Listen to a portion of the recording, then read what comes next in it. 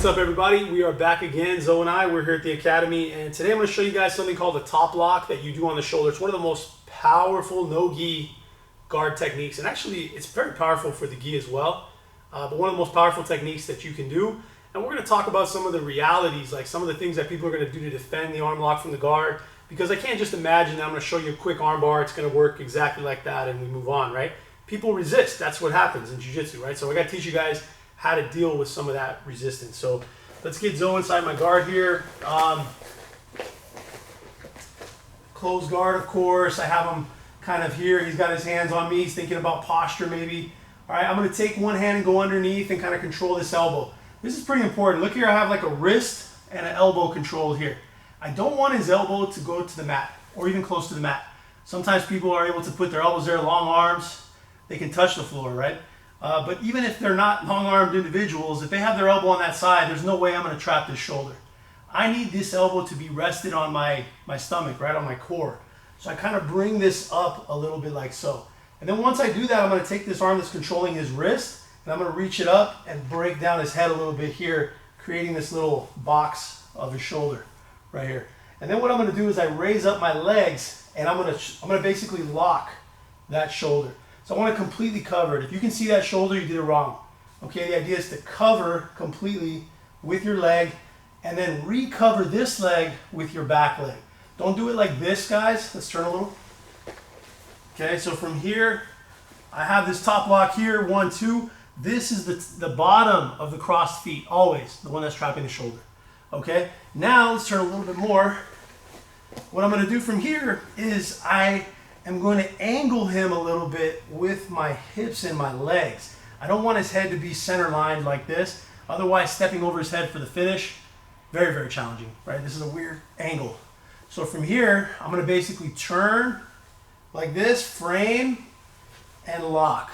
Okay, a different method of approaching the arm lock. Now, in a perfect world, 2 hands go here, raise my hips, and I get the submission, but it doesn't work like that normally. What happens a lot of times is this arm, he knows this is something that I want to extend, right? I want to pull this down towards my chest.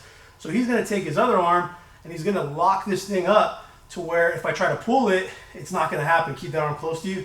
Yeah, it's not going to happen, right? So my legs are in position and Zoe now has this safety arm that's kind of controlling this. Like we sometimes say that this is like you riding a roller coaster. If nothing is holding you, there's no bar in your lap, you're going to fly all over the place and go wherever that roller coaster takes you. But if you can use the safety bar, go ahead. Now he locks this up here, maybe even wedges his hand in, and I can pull this all day. It's very, very limited as to what I can get from him here. But once this happens, I take my hand that's on the front side over here, that just pushed the face, and I'm going to sneak it inside his arm. So I make a trade-off, right? My left holds instead of the right. Now Zoe starts to maybe stack me up. I'm still trying to work on this. And I'm going to take my hand and go under his knee. And now I start to point my toes and throw. Turn this way. So I throw him a little bit more. I throw him down to where we're in this position. Now he still has a safety, right? Just because he fell doesn't mean he's going to give me the rest of the armbar. So what I don't want to do is I don't want to sit here and wrench and pull and go as hard as I can from his elbow. If I'm just trying to pull off his elbow, you're not going to get it. Okay, it's no leverage here.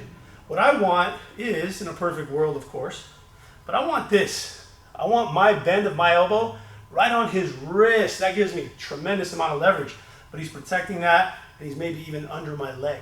So how do we get rid of this? It's not that hard, actually. Check it out. We're here, get a nice bite. My other hand, my free hand grabs his wrist. Now, I'm going to do a quick open and close. So I pull this arm a little, I open, I close, just like that. So now this arm is free, okay? Don't push it this way. That doesn't get rid of the problem, right? His left is still protecting his right. I can't pull his right anymore. Look at his fingers, they're still there. So don't push it away. Pull it towards you, like this. Now it's not protecting at all. Now all I have to do is take this arm, bring it over to his shoulder, shoot forward a bit, lock, and pull that back, okay? Let's do the whole thing again. We're going to change the angle so maybe we can fall towards you guys, right? So here, Zoe's in my guard. Remember, it's a different approach to the arm lock, right? Like normally we have a 6-step arm bar. 1, 2, 3, 4, 5, and finish is 6. This one's different, right? We're going to go underneath, Control the elbow, make sure it's on your body. Pull the head down, top lock the shoulder, okay? Now I'm gonna angle him off, step over, but he feels the danger, he's protecting. Immediately switch. Boom, here, okay? Now from here, he starts to stack me. I get this hand, crab claw under his leg, point him towards his head. Boom. Crazy amount of leverage there. You okay, though? Yep. So now we're here. I'm locking this up, but he's got a good protection still. Take your hand, grab the wrist, open, close. Boom, boom. Now pull this back, shoot this forward, and finish. Okay? Last one.